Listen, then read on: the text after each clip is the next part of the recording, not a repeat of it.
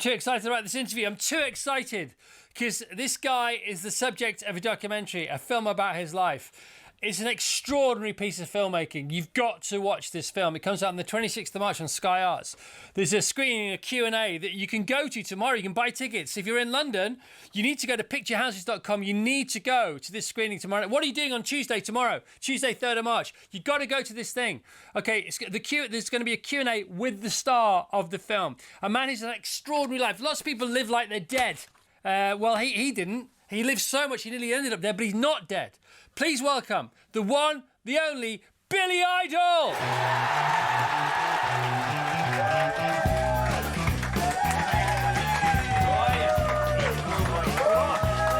What a film! What a film! Yes, I'm glad you... God, I loved it, man. I love it. It's extraordinary. It's called Billy Idol Should Be Dead, and you really should be dead. There are moments, And you're yes. really not dead, are you? No, not at all, no. Look at that. Okay. Wow, so much to talk about. Beautiful interview situations. You're there with your mum and your sister, your little sister in the living room, and you talk about your dad, and you talk about so many things that I didn't know about you. And then Pete Townsend pops up, and Nile Rodgers pops up, and then all this sort of all the heritage footage is amazing. All the interview footage they've sourced. This is not a lazy film. This is a good film, Billy. Yeah, we did. We were working on it during the coronavirus, so it kept getting stopped. But actually, that really helped because we were able to marinate in whatever we'd done and really see what we hadn't got. Yeah. And I think the big thing was we didn't want to sort of shy away from anything. It had to be warts and all. Yeah, and it really was. And sometimes when people are involved in their own documentary, that doesn't turn out to be the case. But yeah, I mean, it's called Billy Idol Should Be Dead, so you had to go there, didn't you? The first example, or the first moment that we learn about You Should Be Dead is in 1984. Tell us a bit about the first time. Yeah, it was sort of coming back because I'd done Rebel Yell, the album had done really well, and White Wedding and stuff, and I was kind of coming back to England. Sort of, this is why I went to America, was to go somewhere else so I could find out what I should be doing and then come back to England and say, what do you think now? And that's why I was coming back.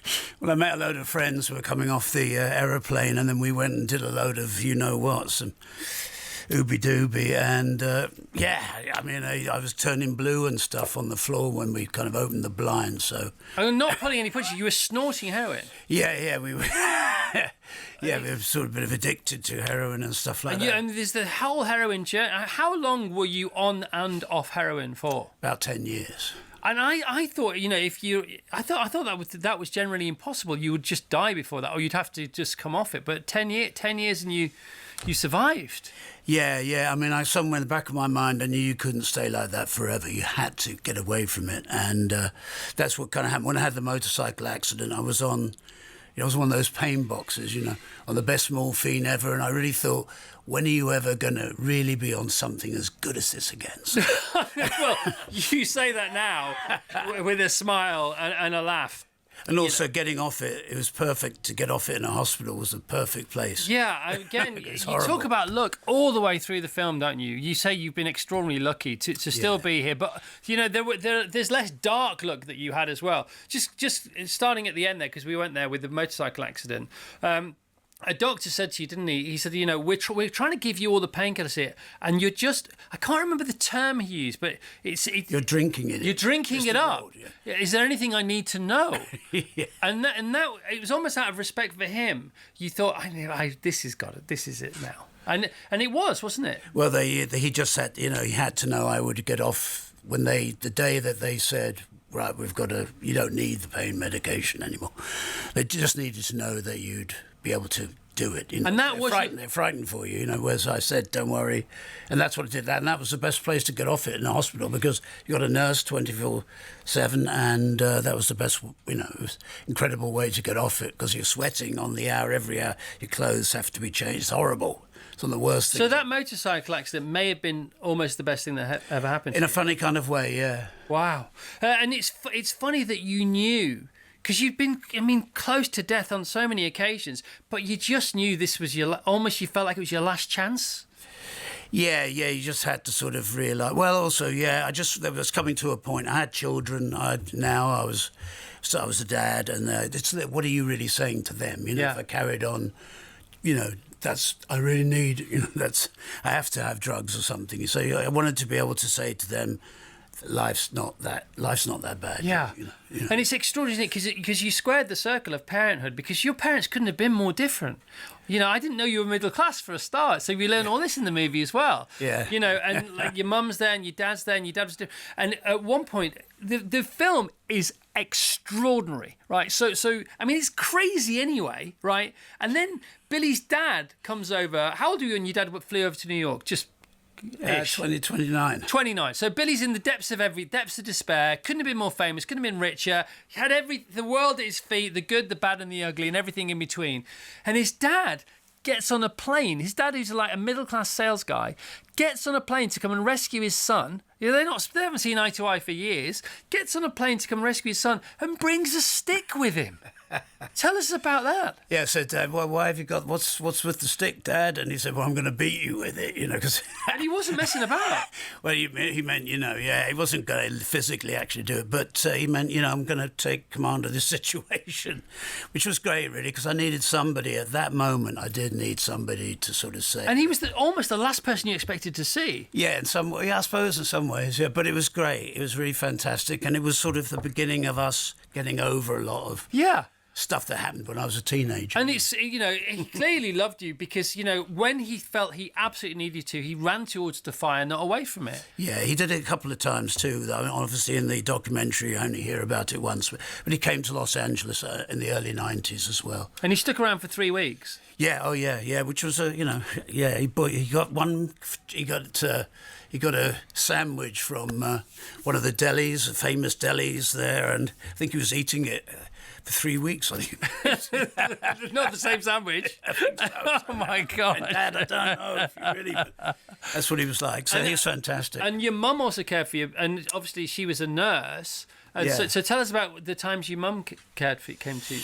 Well, yeah, of course, that was what was fantastic. After the motorcycle accident, that she came to America with Dad, and then she stayed and took care of me when I got out of the hospital, of course. And she was a nurse, so yeah, so she knew what she was saying. So she really, yeah, it was. Oh fantastic. my gosh, so much love, you know, parents' love, mother and dad's love, you know, forever lasting. And you know, it's like. You talk about it's a story of 3 children as well, isn't it? This your 3 children as well, yeah. Just give us the headlines on the 3 different stories for the children. Well, you know, Bonnie and Willem. Yes, everybody knows about them, but I actually had a son on the Rebel Yell tour, which was in '84. He's my oldest son, Brant. And we only just sort of found out about him a few years ago from the 23andMe and all that. My daughter went on that, and when we realised he was waiting for somebody to sort of reveal themselves, and he's a great guy, and it's been lovely. I've got 4 grandchildren, 2 from my daughter Bonnie and 2 from my son, this new son Brant. He pours concrete for a living, but he's really artistic with it. So. And everybody, you know, it's like it's the ending. It's not ended yet, but as far as the film is concerned, it's the ending you couldn't have dreamed of, really, because how you can't get back there on the journey you've been on, but clearly you can. But one would have thought it was impossible, but you've done it, mate. Yeah, somehow, hook or by crook. Yeah, it's just well, I love what I do, and I think that's a big part of it. The music that doesn't seem to get old, and we're always looking for the next thing, and I think that's a big part of it. It's kept me alive, as I'm happy, you know. And the whole American thing, you know, because you went to see the Sex Pistols in a residency. Yeah. They talk about like the Sphere now, and you two doing a residency at the Sphere. There was a time when the Sex Pistols did a residency, and you went to see them. Just tell us a bit about that. Yeah, it was in 1976.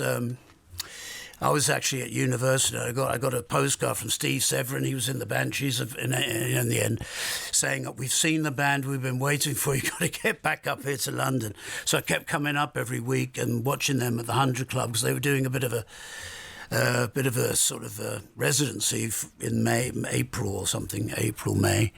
And it was fantastic. But there's hardly anybody there, and they were really at the beginning and everything.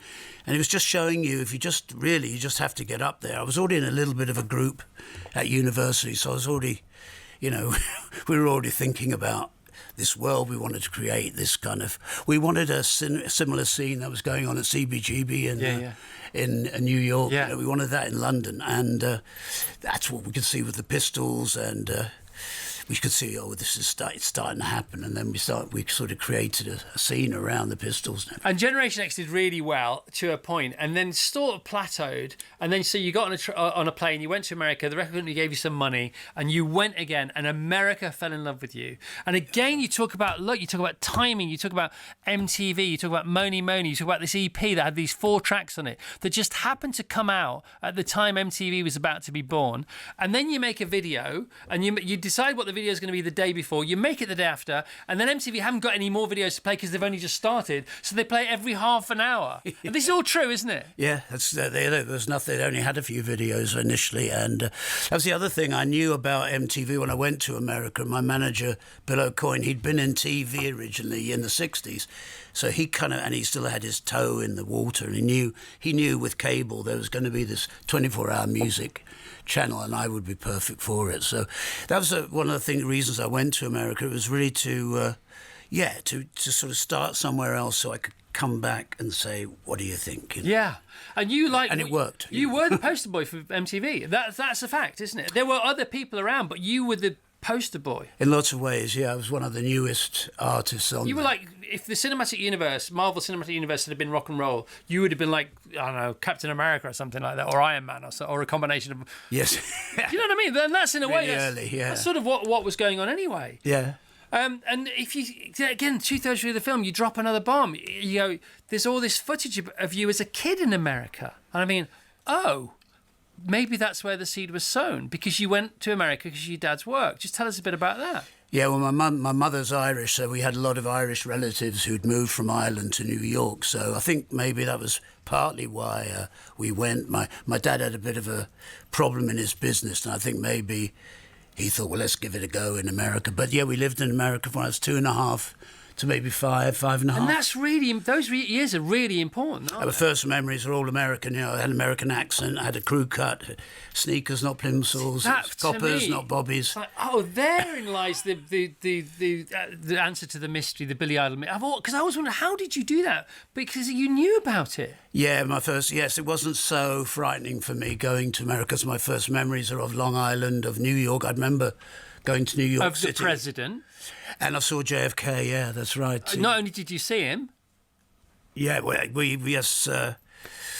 Didn't he wave to you? Yeah, we went to when he was running for president. My mum, because my mum was a Catholic, so she loved JFK, and we went to a sort of a dirt crossroads. He was arriving somewhere near Long Island and driving past this crossroads. A few people with placards. He came by and he waved to us because, of course, he was running for president at that time. Well, that's why I don't know. That's why I'm thinking and watching it yesterday. I'm thinking that's why he fell in love with America. That's why America fell in love with him, because they didn't know, but they're lost souls almost. And you got back together, and and then you met Nile Rodgers. And without Billy meeting Nile Rodgers, you don't get Let's Dance by David Bowie. Tell us that story. Yeah, there's one where we used to hang out this after hours club, the Continental, and with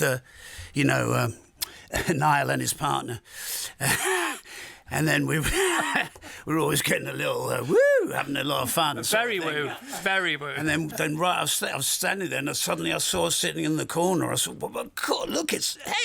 I didn't quite say hey, but F me, it's David Bowie. And then we went and talked to him, and they went off and chatted, and I think that's when they started talking about. They found out how much they both loved jazz. Actually, they were talking about that, and then they found out how much they maybe wanted to work together. Bowie's looking to, he wanted to have a massive hit album, so he thought Niall's going to do it with him. And literally, you played matchmaker for David Bowie. Yeah, in a way, yeah. Right, okay.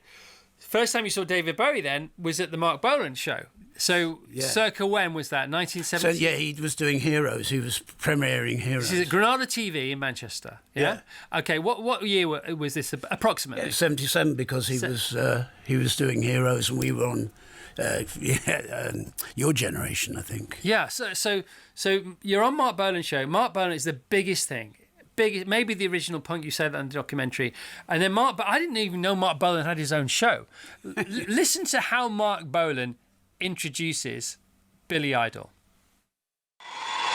This is a new group called Generation X, who have a lead singer called Billy Idol, who's supposed to be as pretty as me. We'll see now. Generation X. What a cool intro. He's supposed to be as me. Well, let's have a look, shall we? And on that same show, Bowie duetted with Mark Bolan. That's right. Yeah, it was pretty. Yes, we were actually lucky. Our gear didn't make it up the motorway, so Muriel Young was saying to Mark in front of us, right, well, they can't be on the show. The gear's not here. They're unprofessional. Well, Mark said, well, if they're not on the show, I'm not doing it. And it was pretty wild because of Bowie being on the show. You know, he could have easily turned to us and said, I'm sorry, lads, but he said, I'm not doing it. Then I'm not doing it. And she went, what are you talking about? And he went, look, calm down. We can get some drums from somewhere. We can get a bass. I'll lend them my cherry red Les Paul. And we played live on...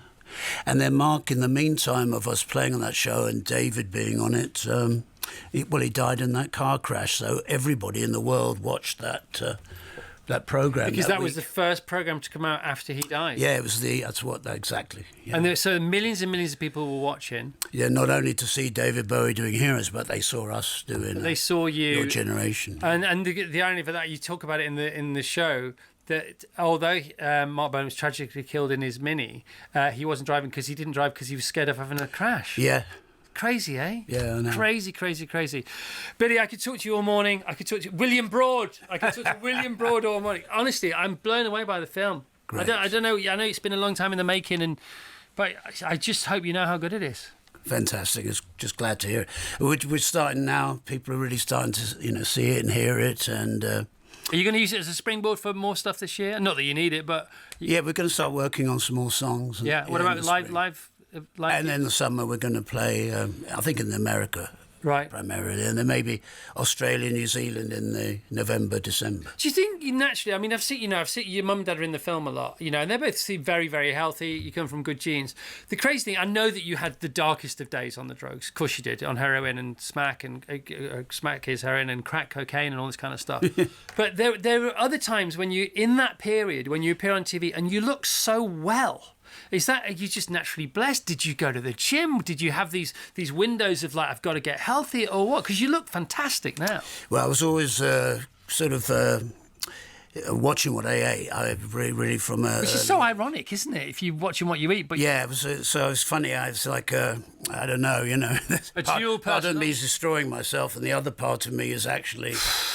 keeping me going, so I don't know. That's a big part of it. I think I was lucky that I think my mother being a nurse, she had a bad heart too, Mum. So she's always watching what she ate, and I think a lot of that got through to me. Yeah. But she made it to a grand old age. She did, yeah. She lived longer than my dad, which I could never have imagined. And right at the end of the film's dedicated to both your mum and your dad. Yeah. It's so good. Lovely it's seeing so good. her in it. It's on Sky Arts. Billy Idol Should Be Dead on Sky Arts, out on the 26th of March. If you want to go to this amazing... I can't believe there's tickets still available. There probably isn't, but I'm going to say it anyway. A screening of Billy Idol Should Be Dead and a Q&A... at London's Picture House. This is tomorrow, so if you're listening to this now live, it's tomorrow. It's going to be Tuesday the 3rd of March. If you're watching this on TFI, it's already happened, but you go to picturehouses.com for tickets. Billy, I was so excited about this. I know you came in last year, but I was so excited because we talked about the film was coming out, didn't we? Yeah. But it's a great film, man. Fantastic. Thank you so much. Thank you. Billy Idol, everybody, there you go.